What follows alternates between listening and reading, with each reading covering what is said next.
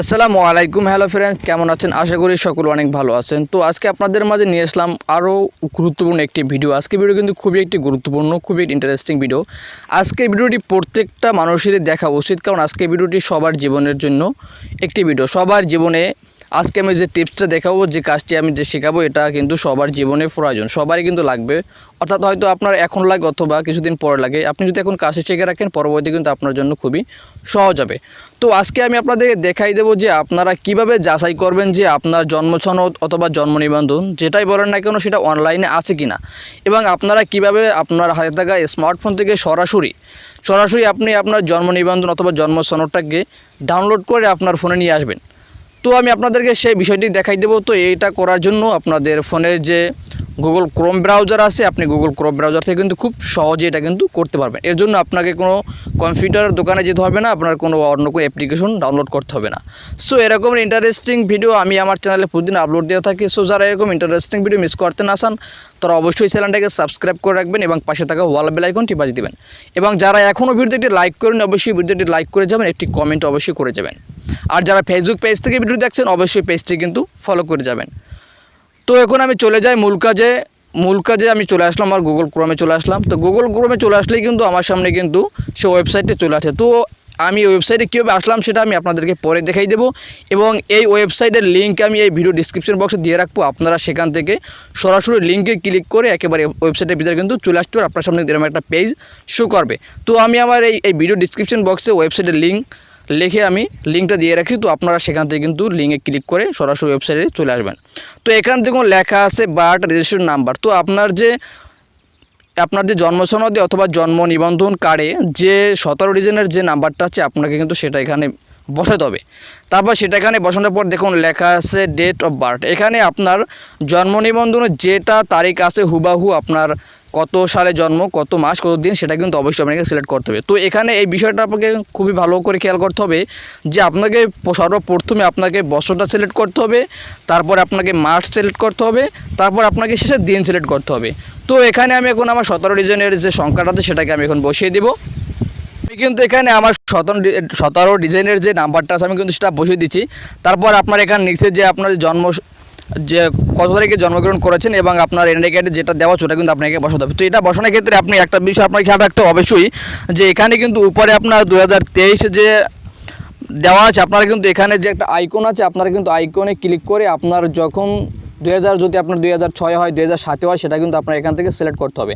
তো দেখুন আপনারা কিন্তু এই বিষয়টাকে একটু খেয়াল করলে বুঝতে পারবেন যে এখানে আপনার যে অপশনটা আছে, এই যে আইকনটা আছে, আপনারা কিন্তু আইকনটাতে ক্লিক করলেই কিন্তু আপনাদের এপাশ ওপাশ কিন্তু নিয়ে যাবে।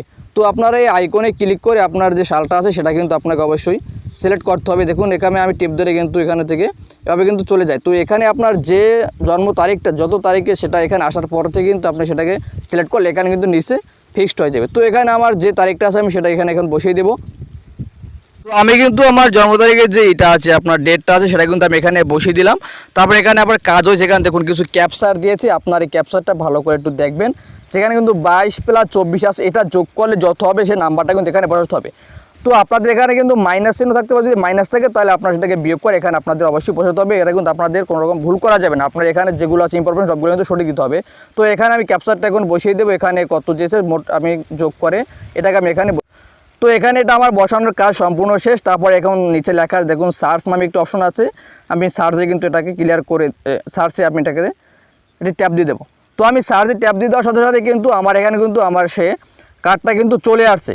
আপনারা কিন্তু সরাসরি দেখতে পাচ্ছেন, এখানে দেখুন আপনার কিউআর কোডের স্ক্যান আছে, তারপর এখানে কিন্তু গণতন্ত্র বাংলাদেশ সরকার সরাসরি কিন্তু সিল আছে। আপনারা কিন্তু সরাসরি দেখতে পারলেন যে আমি কিভাবে আপনাদের অনলাইন কপিটা বের করলাম। তো আপনারা এখন এটাকে কিভাবে ডাউনলোড করবেন আমি সেই প্রসেসটা আপনাদেরকে এখন দেখিয়ে দেব।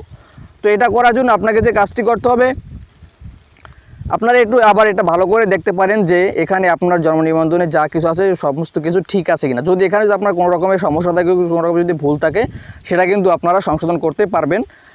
নির্বাচন অফিস কমিশনার গিয়ে আপনারা কিন্তু এটাকে সংশোধন করে নিতে পারবেন। তো আপনারা এখানে এটা কীভাবে ডাউনলোড করবেন সেটাই আমি আপনাদেরকে দেখিয়ে দেবো। তো এটাকে ডাউনলোড করার জন্য দেখুন উপরে কিন্তু 3 ডট অপশন আছে, এখানে আপনারা যে 3 ডট অপশনগুলো আছে আপনি 3 ডট অপশনে একটি ক্লিক করে দেবেন। তো আমি থ্রি ডটে ক্লিক করে দিলাম। থ্রি ডটে ক্লিক করে দেওয়ার পরে এখানে আপনি শেয়ার নামে একটা অপশন পাবেন।